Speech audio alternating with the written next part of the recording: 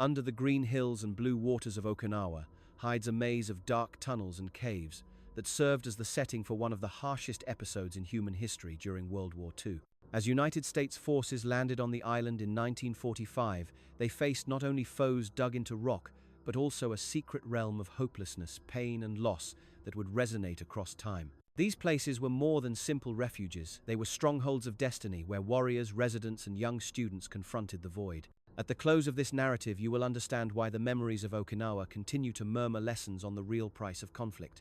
Before we explore further, think about subscribing for additional hidden accounts from the records of battles that uncover the human spirit within the terror. As the storms of battle moved over the Pacific, Japanese leaders looked at Okinawa, the last barrier before their home, and ordered a fierce protection. Taking ideas from prior fights, such as Iwo Jima, they used the island's special earth, its gentle but strong limestone, to create a below-ground kingdom. This was not a random work. Experts carefully designed a double setup of defenses, mixing ancient natural hollows with human-created paths dug by labor. Large natural spaces like Abu Chiragama, broad and twisting, provided instant spots for storing goods and protecting many people, while crafted routes, such as the detailed base under Himeyuri Castle, were cut with care, including strengthened sides, phone connections, and protected rooms able to hold leaders and fighters. Troops, workers, and even drafted natives worked without stop under faint lights, their tools ringing against stone as they shaped storage for weapons, medical areas, and slim attack paths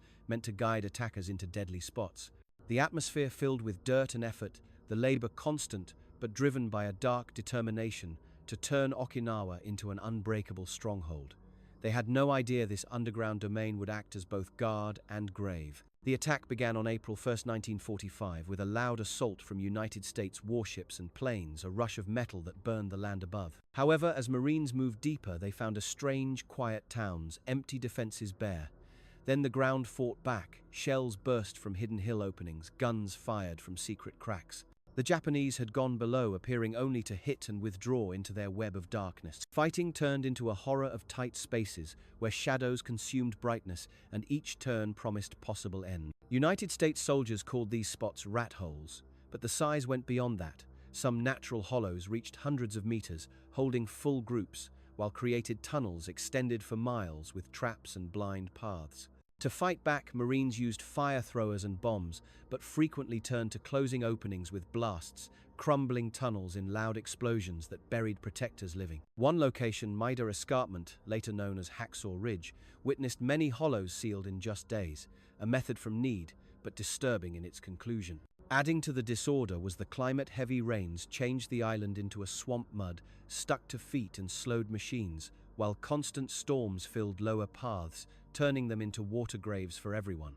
What started as a quick advance became a slow drain of strength under heavens that cried without pause. For the people of Okinawa, the hollows offered safety, but brought sorrow. Guided below by army commands, whole households went into these faint areas, holding small items and weak wishes. Natural spaces with their uneven rooms turned into packed jails, air still, and filled with the smell of unclean forms and rough toilets. Water dripped from sides, often dirty supplies, spoiled in the damp, and pests grew in the shade. Japanese fighters saw residents as weights, taking food and making men build more, while women and young ones gathered in worry. Messages from United States aircraft called for giving up with vows of protection, but opposing stories from Japanese chiefs described capture as worse-than-death accounts of harm and damage that spread fear. In this setting, residents etched hopes into stone sides, their soft words blending with the far sound of guns. The waters above leaked through gaps, worsening the pain, turning grounds to mess and spreading illness. When United States forces entered these places, they discovered not only battlers, but thin households, gazes full of fear, a proof of how conflict trapped the blameless. No account shows this sadness more touchingly than that of the Himeyuri Corps, a band of 222 girls aged 15 to 19, and their 18 instructors from Okinawa's first girls' high school and normal school. Called as helpers under the lily sign standing for innocence, these young females were pushed into the core of dread, placed in rough care centers, cut into natural hollows like Haiburu and Itokazu. By dim oil lights, they cared for the hurt, removing parts without numbing their clothes hard with red as cries bounced off rock sides. Insects gathered on open hurts, pain relief faded to zero, and the girls often fell from tiredness only to stand once more. Words from those who lived like Kikuko Miyagi show the pain, bringing notes through choking ways, seeing friends fall to sickness or hopelessness, and meeting the steady risk of harm, even from their own group. Of the band, 136 died, some in spacefalls, others in frantic runs over fight fields, their early years given to a battle not theirs. These were not simple assistants, they were the thin links keeping broken lives in place in underworld healing spots, where care mixed into kind ends. Further down rested the rooms of deepest hopelessness, where alarm and extreme views met in group ends, a part of the fight filled with argument. Japanese teaching stressed no yield, pushing fighters and residents to pick end over shame. In some reports, chiefs gave out bombs with clear directions for self-harm to stop capture. In others, the deeds came from widespread messages that planted strong fear of United States wrong. Scholars argue the level of force. Some Okinawan stories claim direct army commands forced households to finish their lives, while Japanese official words often see it as chosen, guided by shared values. No matter, the views found were shocking full clusters gathered in natural hollows, parents holding young as they triggered bombs or gave toxin. In one space, remains of babies as small as 2 were later uncovered, held in bone holds quiet proofs to unthinkable pics. United States entering these areas shook from the view, and odor forms broken and burned the atmosphere thick with decay. These were not single events. Thousands ended this way, their passings a dark meeting of faith, fear, and pressure that still starts, talks in books and remembrances now.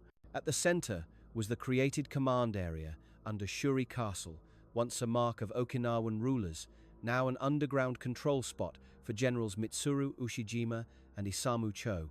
From this place they managed the guard charts fixed to sides devices, sounding with commands as messengers rushed through softly lit ways. As United States guns crushed, the area above the generals stayed strong until the finish, selecting formal self-end on June 22, 1945 instead of yield, their forms found among the broken stones a last show of resistance.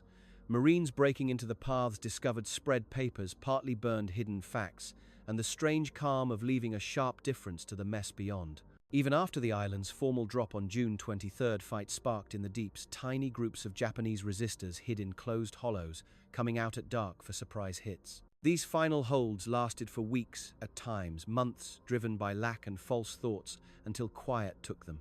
For United States, clearing up meant going into tight empties, senses tense from the unseen. The fight took over 200,000 lives, including 1/3 of Okinawa's resident numbers, a count that marked the place and its folk. Now, 80 years later, the hollows remain as doors to history.